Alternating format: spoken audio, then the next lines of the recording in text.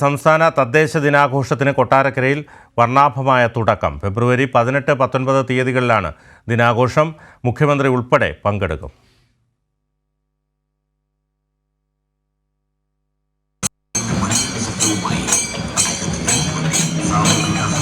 സംസ്ഥാന ദിനാഘോഷത്തിന് കൊടിയേറി വർണ്ണാഭമായ ഘോഷയാത്രയോടെയായിരുന്നു തുടക്കം. തെയ്യം, ചെണ്ടമേളം, മുത്തുകുട, ബാൻഡ് സെറ്റ്, നിശ്ചല ദൃശ്യങ്ങൾ, പ്രച്ഛന്ന വേഷങ്ങൾ തുടങ്ങിയവ ഘോഷയാത്രയ്ക്ക് അകമ്പടിയേകി.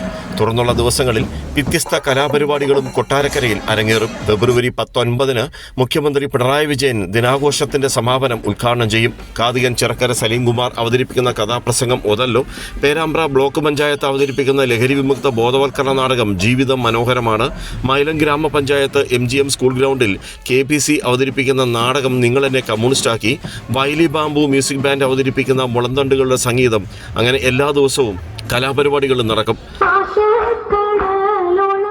ദിവസവും രാവിലെ 10 മണി മുതൽ രാത്രി 8 മണി വരെ KIP ഗ്രൗണ്ടിൽ കാഴ്ചയുടെ നിറവ് സമ്മാനിക്കുന്ന പ്രദർശനവും ഉണ്ടാകും. തദ്ദേശ ദിനാഘോഷ പരിപാടികളുടെ ഭാഗമായി KIP ഗ്രൗണ്ടിൽ സജ്ജീകരിച്ചിട്ടുള്ള എക്സിബിഷന്റെ ഉദ്ഘാടനം മന്ത്രി ജെ ചിഞ്ചുറാണി നിർവഹിച്ചു.